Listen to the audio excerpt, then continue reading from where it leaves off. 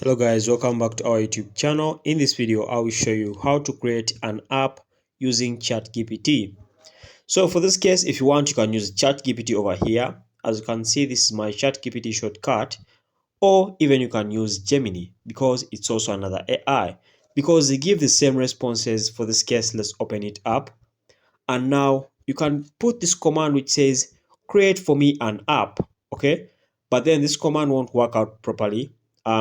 You can say, give me an app idea, an app, an app idea, um, an app idea that I can create. Okay. All right. So when you give it this prompt, it means it will give you the idea of an app that you can create. However, it won't create for you the app itself, but it will give you an idea of that app.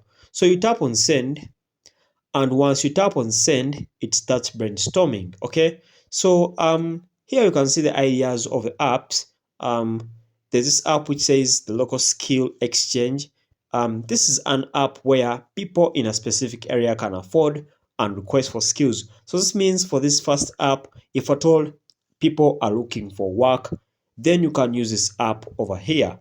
Then the last app over here, or the third app, is a shared hobby finder. So this means people with the same hobbies. Take an example, I'm a football fan.